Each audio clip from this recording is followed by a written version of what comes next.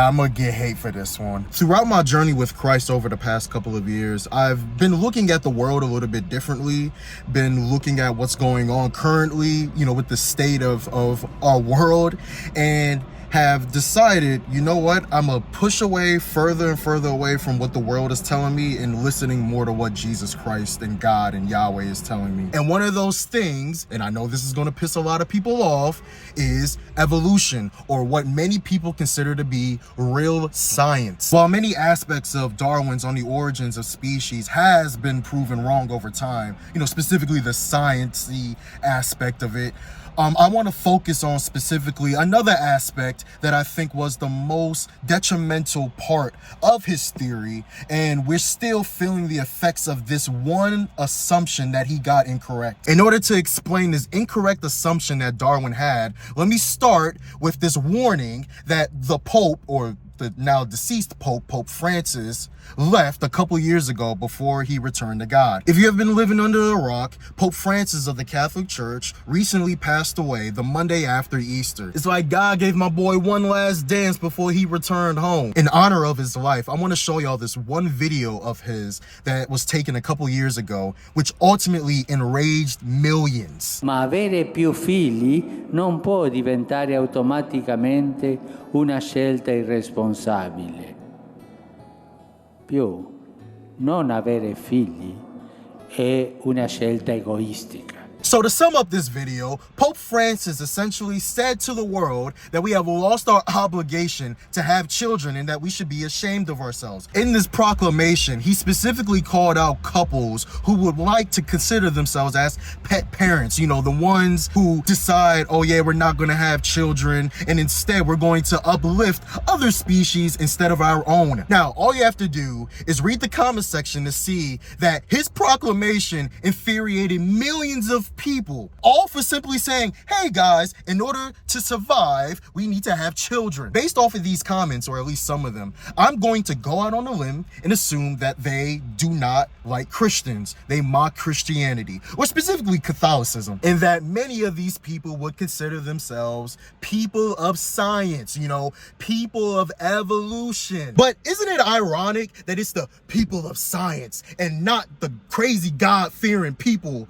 who are more likely to support lifestyles that contribute to the natural selection of our species? Well, actually, it shouldn't be a surprise, because any chart, any statistic that you can find out there, all of them will say that Christians, or just any religious people in general, are more biologically fit than the agnostics and the atheists. Now, how could that be, you may ask? To bring it back to the original topic, the assumption that Darwin got extremely wrong was that he assumed us humans had this natural, innate obligation to have children, and that ultimately it wasn't an obligation that came straight from God. Because remember, evolution is supposed to be this alternative of the creation narrative, that you find in Genesis, and it's not a secret that God's first command to humanity was to be fruitful and multiply. So Darwin somehow, some way, understanding that's what the Bible said, needed to come up with some explanation to why us humans, or species in general, want to have children. This is only hypothetical, of course, but if you were to drop Charles Darwin in 2025, he would be freaking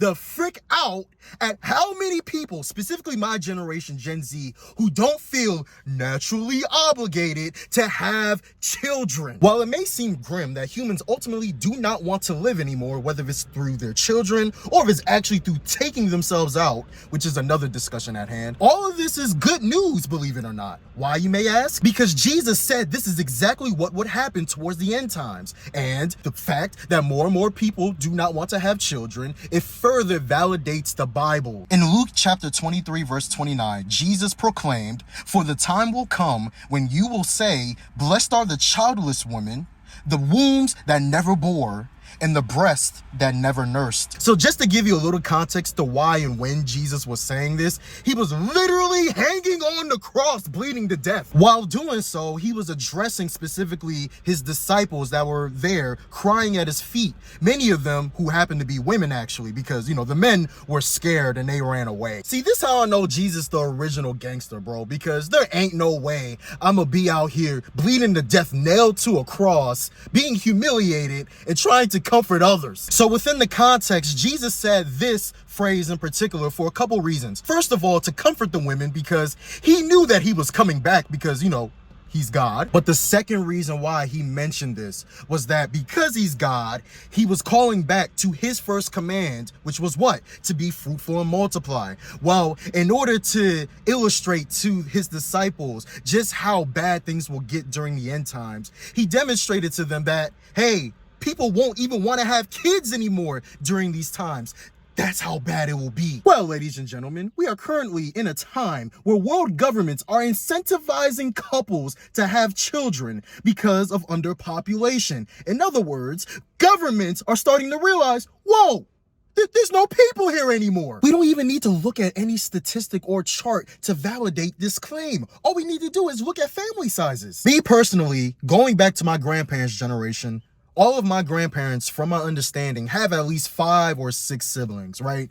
My parents, they each only have 3 siblings. I, on the other hand, only have 1. I know many people who grew up as an only child, but not only are they the only child, but they might be the only grandchild, either on one side of their family or both sides. That is an issue. I don't think there has ever been a point in human history where governments have to incentivize people to have children, because you would think that humans would innately and naturally understand to have kids, right? Or at least that's what Darwin assumed. However, the rate in which adults, and specifically couples who don't want to have children, continues to rise. And while there are a bunch of different excuses and reasons why people today don't want to have children, whether it's the climate, whether it's the crazy world that's outside, whether it's the economy, usually all of these excuses come from people who don't want to have children to begin with. And while some of those reasons, some of those excuses do have some merit, I am someone that lives in this current climate that we have right now.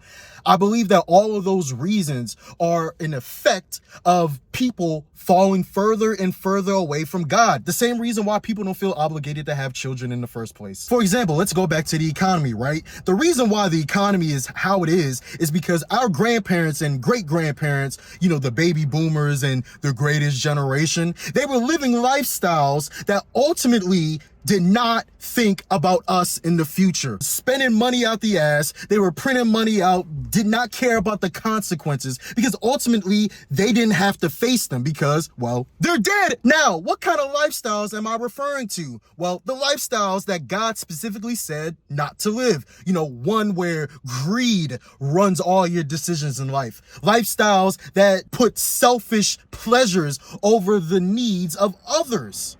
That is how we are in this predicament that we are in. Cause, effect. Science 101. Nevertheless, based off of these statistical trends that we are starting to see, as well as acknowledging the current cultural sentiment that more and more people don't want to have children, I've come to the conclusion that Darwin's assumption that we humans somehow have this innate natural drive to have children is false, therefore making evolution and his theory incorrect. Clearly, the obligation to have children comes from a divine command. Yet while more and more people start to fall away from God and his teachings, less and less people will feel obligated to have children. Therefore, there will be more and more people, specifically people of science, who contribute to the natural selection of our species. Cause and effect. Now, for the people that are going to give me pushback for this, specifically the people that don't want to have children, I want to ask you this question. Who will bury you when you die? Who will be around when you die? Because it won't be mommy and daddy. Hopefully they will be dead by then, because parents should be dying before their children. But who's going to bury you?